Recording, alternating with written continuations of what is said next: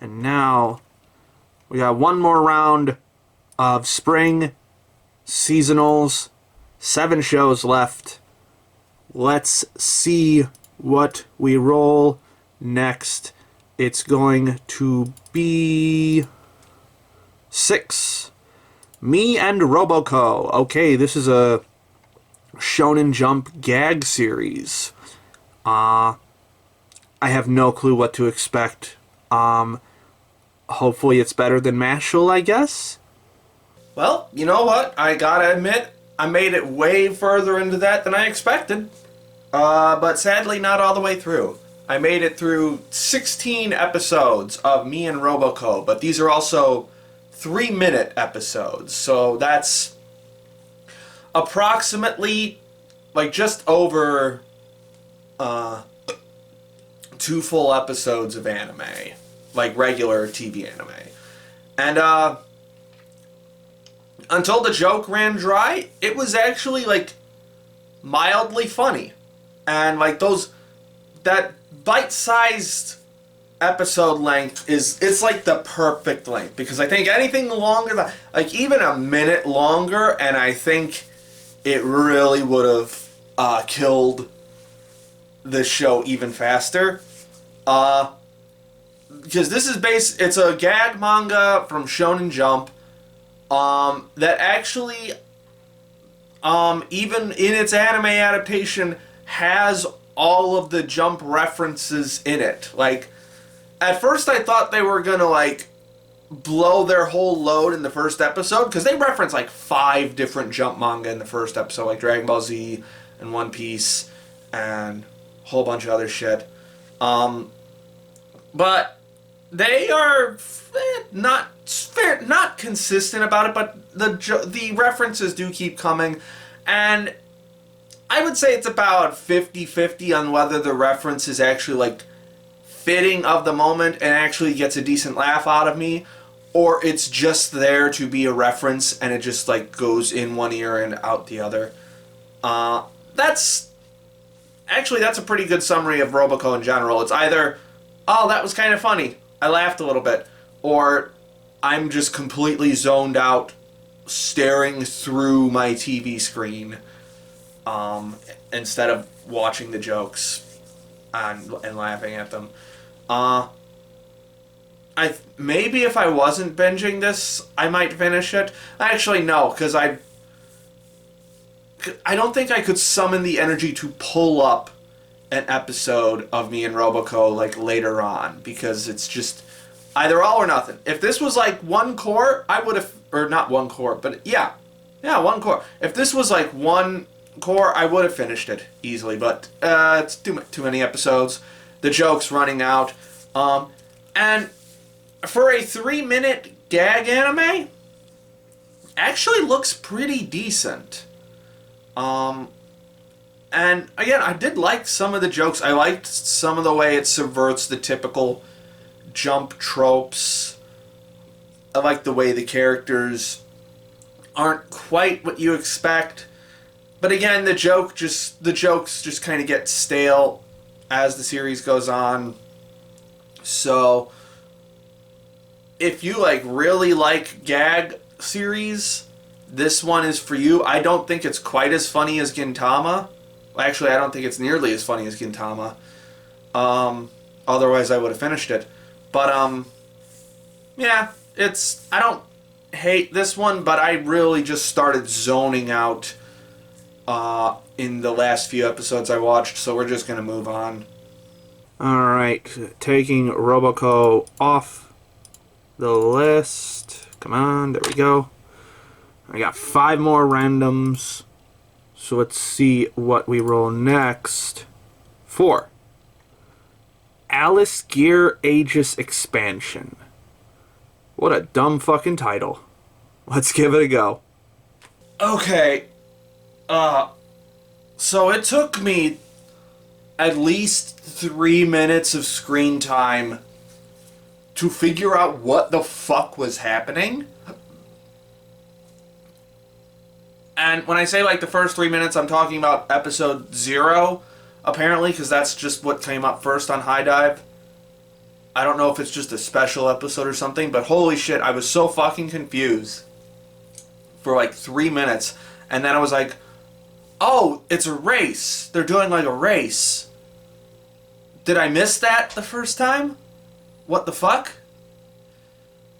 And you know what? There's like a couple decent attempts at humor just by the fact of like I could see what the joke was supposed to be, and if I wasn't horribly fucking confused by everything, I might have laughed. But holy shit, I was fucking confused by everything. I don't know what the point of this is. I don't understand what our setting is aside from it's the beach. I didn't know there was magic until like 5 minutes in. And it just kind of happened. God, my brain hurts. It's also very like mid to look at. It's not like terrible looking, but man, it's just so bland. Not a fan. Not a fan. Okay, Alice Gear off the list. Apparently what I was watching was like an OVA from 2 years ago that's like a prequel or other for this. I don't care, to be honest. We're just gonna move on. Let's see what our next random is. It's going to be 1. The Café, Terrace, and its goddesses. No clue what this is about. I'm going to go ahead and guess that it's a harem. Just based on the title. Let's see if I'm right. Wow, did I get transported back to 2009? They did not waste any time with the accidental pervert thing. Like, literally a minute in. And they're doing the dumb harem shit. Why are there so many women walking around that house half naked? That's fucking dumb. And it's not even like good fan service. It's super generic fan service. I saw better fan service in shows where the girls were fully clothed this season. Like, The Dangers in My Heart has better fan service than this. This is awful. And also, like, so, like, the second naked girl that the guy runs into, she's holding her panties in, like, one hand because she just took them off. And so the guy reaches out and grabs them and throws them in the air and runs away. And then they land on her head. What? Am I having a stroke? What the fuck was that? So I just got curious and checked Mal to see the source material, and apparently this was written by the same guy who wrote Fuka. And that explains why I'm so angry. Get this off my list. Go the fuck away. Okay, 3 more randos. Let's see what we roll next. 2. Yuri Is My Job. Okay, I read a little bit of the manga and was not a fan, so let's see if the anime does it any better. Yeah, I'm just not vibing with this one at all. Admittedly, it is very nice looking for what it is. Like, I like this very, like, it's got this very light aesthetic to it. The character designs are, like, not too simple, but simple enough to be, like, flexible. The comedic reactions are pretty decent. But I'm just not vibing with this, like, story and these characters at all. This show has made me realize something that I think I have known intrinsically for a while, but I've not vocalized before. That's that I don't like classical Yuri. In the sense of, like, I don't like the the Catholic school version of Yuri with the One-samas and such. It's not an idea that I'm just not vibing with it. It's not my particular brand of Yuri. I like modern Yuri a lot more, where it's just like two girls that like each other and there's a little bit of angst. Like the Bloom into You Yuri, the tropical fish yearns for snow Yuri, that kind of Yuri. I'm not big into it's theatrical Yuri is not my thing, I guess. Which I didn't expect, but I guess that's just how it is. Alright, Yuri is coming off the list.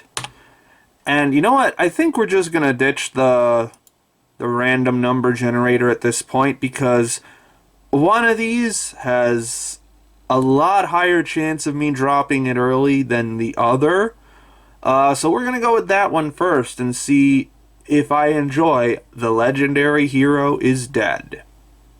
Alright, I'll go ahead and eat crow on that one and say that I did not drop that nearly as fast as I thought I would.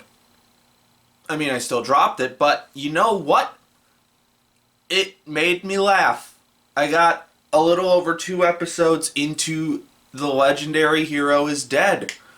A lot more sex pesty than I expected. I kind of knew it was sex pesty already from vague memories of it being on Twitter and the OP. Which, before we get into that, I need to talk about this OP. Because the visuals are so garish and bonkers. And my first thought immediately upon seeing this particular color palette and a bunch of skulls was like, am I watching a Mori Calliope music video? And then I heard the song, and I was like, you know, this is kind of a bop. You know, looks like a duck, quacks like a duck. What do you know? And then I was like, okay, I have to know who this is. And it's fucking Masayoshi Oishi. Of course it is. If you don't know who that is, he did the OP for Nozaki-kun. I believe he also did it for Tada-kun Never Falls in Love. He makes bangers. He just makes bangers. I might have to get this track later just because. Like, normally I don't get tracks for stuff that I drop because I'm not super attached to them. But this was indeed a banger. But anyway, at first, the sex comedy stuff was actually decently funny. Like, the early comedy stuff wasn't like super sex pesty. It was just kind of like, oh, that's kind of funny. Like, the bit where he's putting stockings on a radish and the main girl's like, who the hell puts stockings on a radish? And then, like, you see 2 guys in the background. It's a super quick cut of them hiding a radish wearing a stocking, like, in their front pocket. I just fucking lost it. And you know what? This setting is actually kind of interesting. It's one that I'm surprised I haven't seen before. It's like a very D&D kind of setting. Like, basically, like, the legendary hero dies and some no-name schmuck gets put in his body, and basically he has to inherit all of the drama and bullshit that the previous hero had. Like, we have this guy who always wanted to be the hero, but he just never measured up. We have the princess who he's supposed to marry.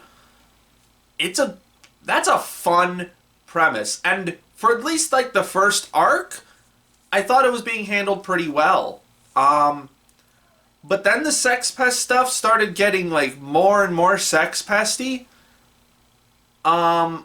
And then the second episode kind of ended with him being a groomer, which was wild. Like by anime logic, it's not the worst thing, but like if you take more than 3 seconds to think about it, you're like, wait a minute, what did he just say? So that was rough. But honestly, the reason I dropped it is because when the third episode started, and I got like a third of the way through the third episode, and I was just utterly bored. Like, it wasn't funny. It wasn't clever. It was just became kind of annoying. Oh, and the show also looks like ass. Like, is Garbo. The only thing carrying it is some shockingly solid character designs. I really like the Necromancer's character design. Even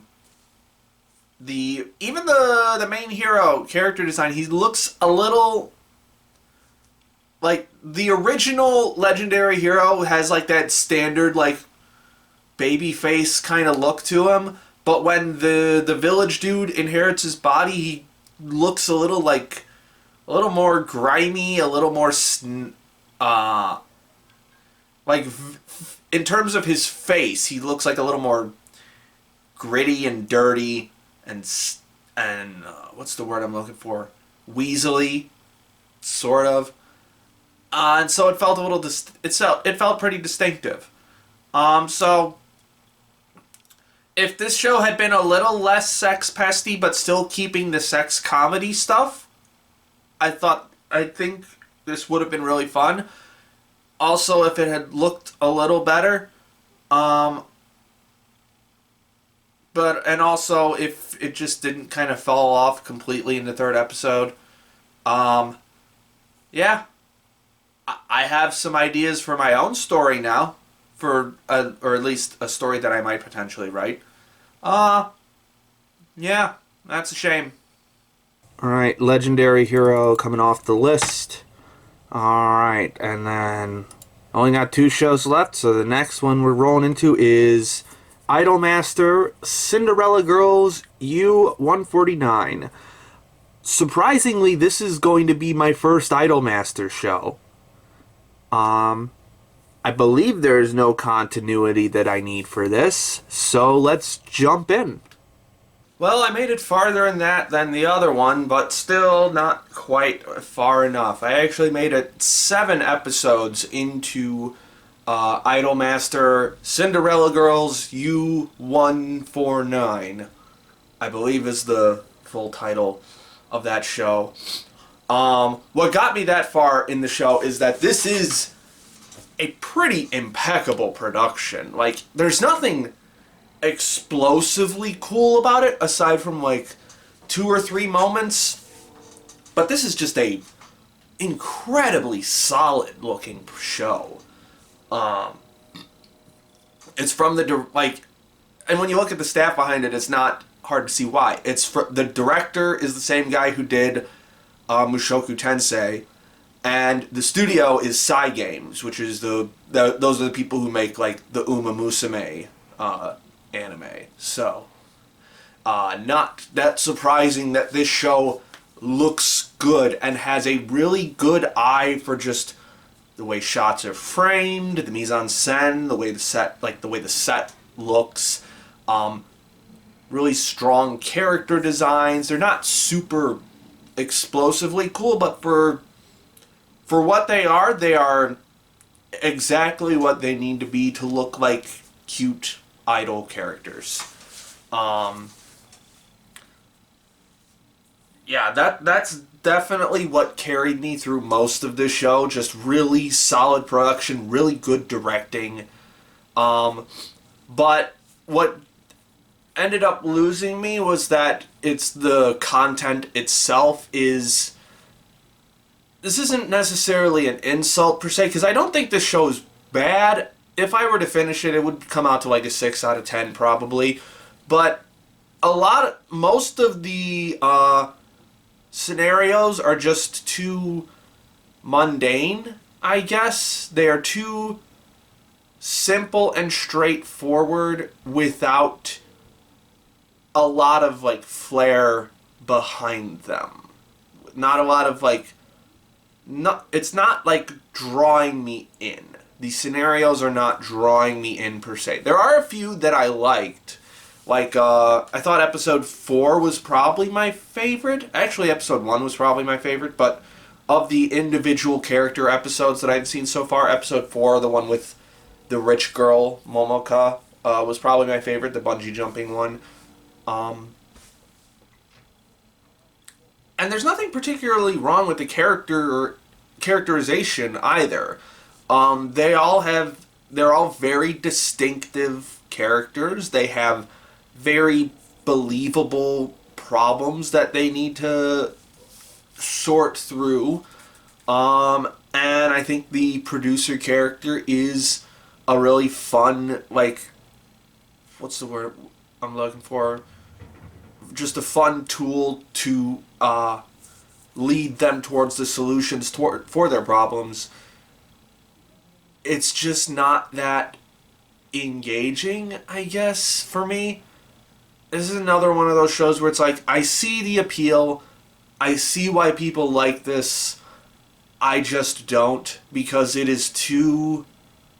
I am dancing around the word boring, because I don't think it's necessarily it's not nearly as boring as a lot of other shows that I've seen.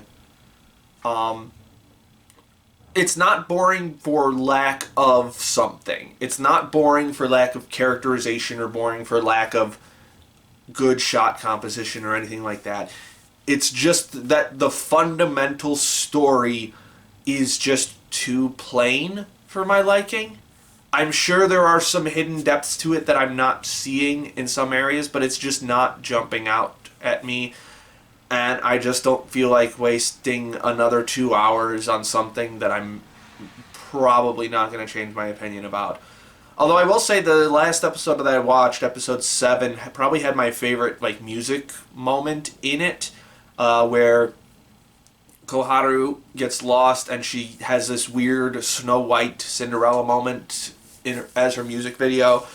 That was probably the most like explosively creative that the animation got. Also, I'm not a huge fan of the songs for this. Not a huge fan. Just not...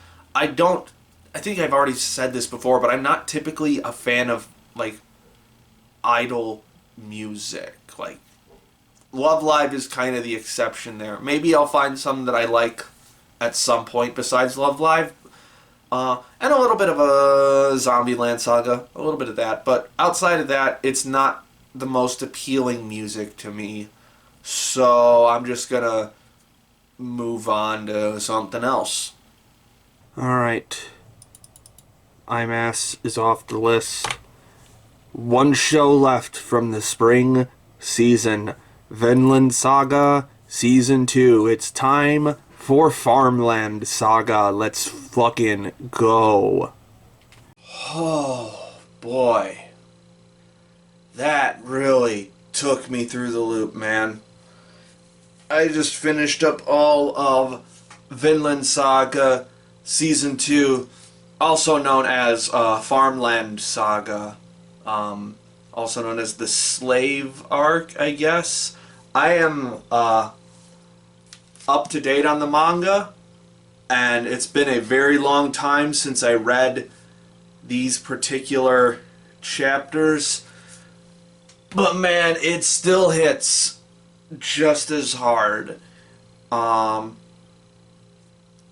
This arc in particular is the one that I think really defines whether you are a Vinland Saga fan or not, whether you get what this manga is trying to do. Because the first arc, I don't know what it's called, but is just basically a big ol' revenge story gone sour. And then this is basically the counter to that, the other side of that, where We had the big balls out, nonstop action, betrayal, revenge stuff, and now we have the fallout from all of that. Thorfinn is a slave. His Ashlad is dead. He basically has nothing left except what people have imparted to him in the past, knowledge and wisdom that they wanted to pass down to him, as well as his own experiences, in particular his experience with war and death. And the way that this show really, really digs into that is just so incredibly powerful and excruciatingly painful emotionally. Like, I posted about this a while ago, but episode 9 is like already like one of my favorite episodes of anime from 2023. It's right up there with Oshinoko episode 6. Those are my two like superbly standout episodes from 2023 so far. Still have to get to the summer and fall season, but we'll see. We'll see what comes up. But just the way that it just so, the imagery of it, the Ashalad's dialogue in Thorfinn's dream, the way that Thorfinn begins to cope with the fact that he has taken the lives of so many people. It's just so immensely powerful, and it really just shows how incredibly painful and horrid war is. And the rest of the way the rest of the show this season pans out continues that, with how with Gardar's whole arc of being an escaped slave and just losing everything to the violence committed against him and the violence that he commits against other people. The way that the entire Kettle's entire farm almost comes crashing to the ground because of war, and Einar's entire backstory. Just, it is so explicit in how anti-war and anti-violence it is, and it is so, the way that it goes about that is just so incredibly, it's powerful. This is powerful storytelling. Note, of course, like, just, where was I going with this? Oh, I was going to mention, it's Hiroshi Seko was the screenwriter for this. I'm pretty sure I have mentioned him before, but he is like one of the premier anime screenwriters, if I recall correctly. He's been on like just so many big name projects, and he is just so incredibly good at digging into like the specifics of the dialogue, the specifics of just how the story plays out in a linguistic way, and it just so fucking good. Holy shit. And of course, coupled with that, we have the visual presentation of this as well.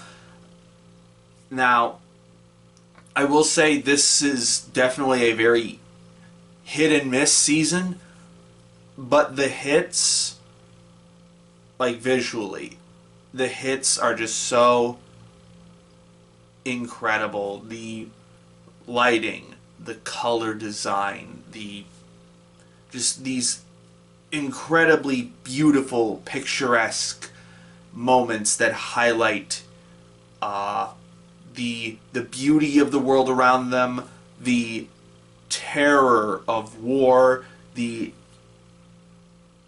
un the bottomless emotions that these characters are able to express, and the way that the emotions that they are expressing, the way they are able to emote, it's just so damn good. Not all of the time, unfortunately. Much like Hell's Paradise, this show has some compositing issues, notably more than season one. I believe Wit Studios did season one, and then Mappa handled season two, but it's mostly the same core staff, if I recall. It's still Shuhei. I forget what the director's last name is. It's the same director, Yabata, I think. But I think so. I don't think it's necessarily just the studio change. It's probably, but it could also be that. But yeah, there were definitely some compositing issues, some cut corners that were very obvious. But I think the fact that it cut corners to make the really big moments that it had was more than worth it. Because that's the difference between like something like this and something like Hell's Paradise, I guess. Because Hell's Paradise has some like neat looking moments, but it's like it never really has anything truly beautiful looking, in my opinion. And Vinland Saga has so much of that. Like in particular, like the way that it captures this color palette from this volume cover. There's one particular shot of Thorfinn raising his farming hoe. That's just at a very like peak moment emotionally. That was just so gorgeous. So I am much more willing to forgive the compositing issues in this, as many as there were, because it kind of balanced out to just having so much good in it, I guess. But it's really not just the visuals that are really pulling this series along. There's a lot on the audio end that really fucking worked for this show. Whoever the sound team was in general for this show, with one exception, hats off to all of them. I might as well mention it. The one exception is like sometimes the like audio balancing for the dialogue is too quiet, and it's just hard to hear them. Like if I was not watching this with subtitles and I would just spoke Japanese, I would have trouble hearing what was being said a lot of the time.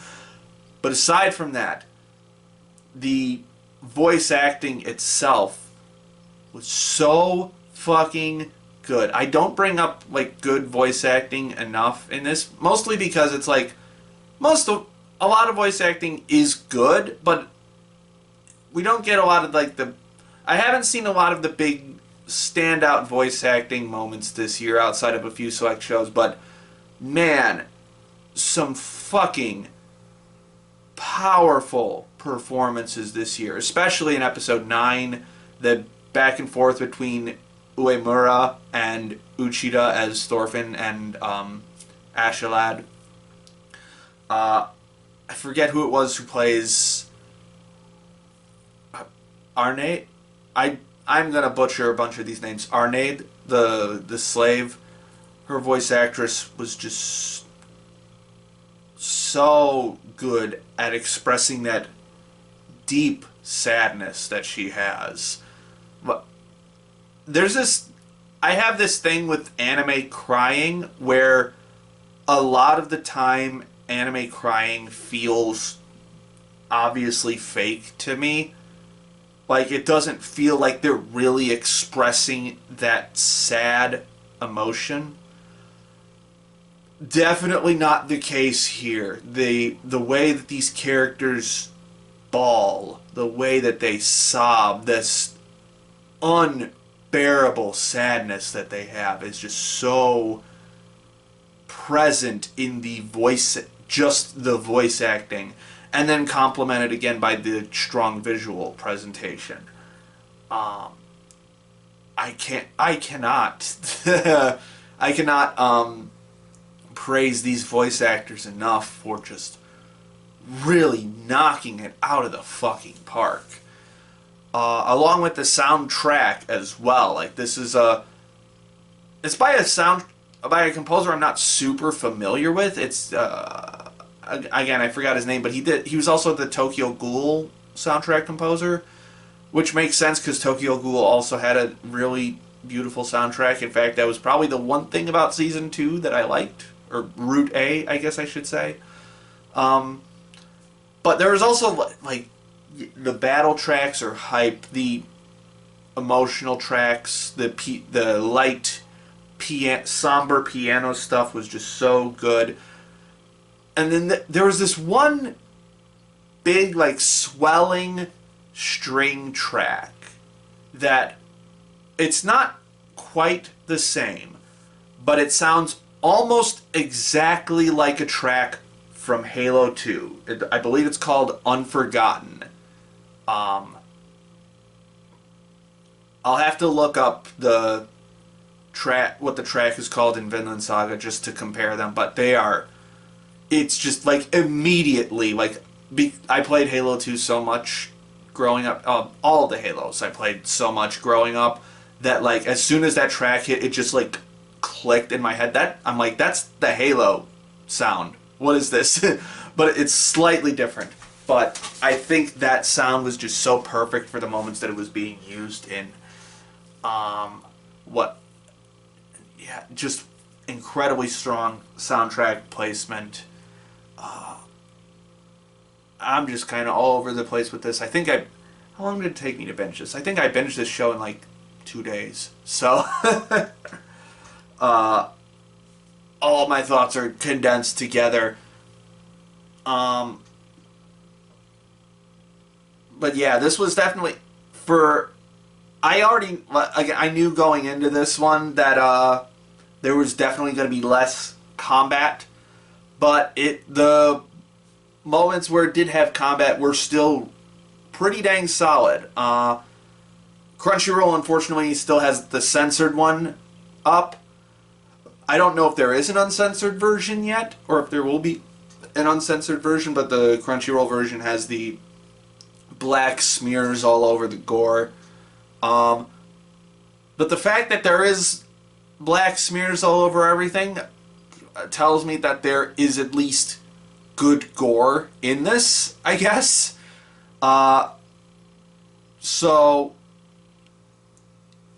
Which is something I've complained about that a lot this season already, that, like, this is not... There are a little, like, there are no blood spray moments in Vinland Saga. I will say that. There is no, like, chop an arm off.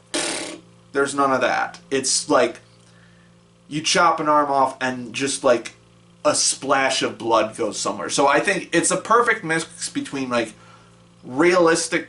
It's, like, the perfect way to, like, slightly exaggerate the gore to make it, like, both pop but also be not over the top.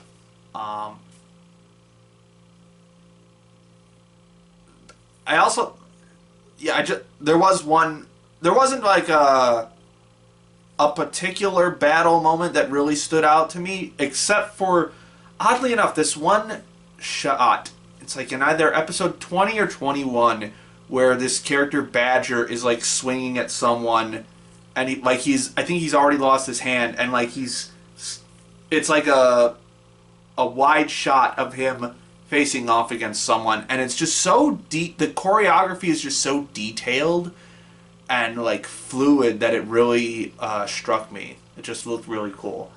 Not to say that the rest of the action wasn't good. Like, it was still really solid. It wasn't, like, hype.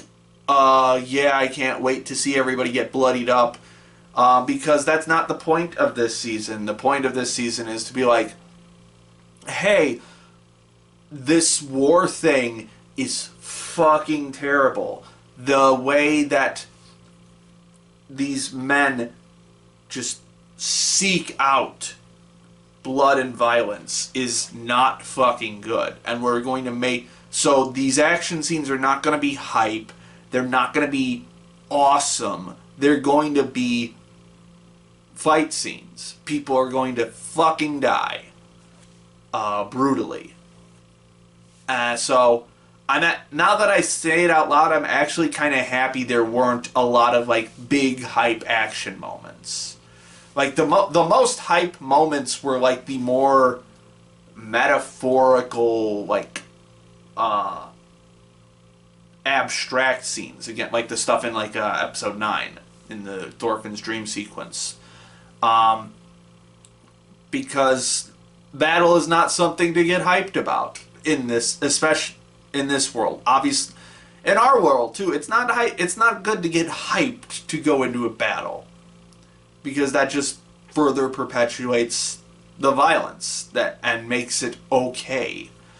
And I love the way that the whole spectrum of Ketil's family approaches violence. We have like Ketil himself, who is basically is like kind of a fraud, in that he's like faking his identity as like a war hero, but he will still like use violence or the threat of violence to get what he wants. We have his older son Thorgil, who is big muscle Viking meathead who wants nothing more than to just kill people constantly.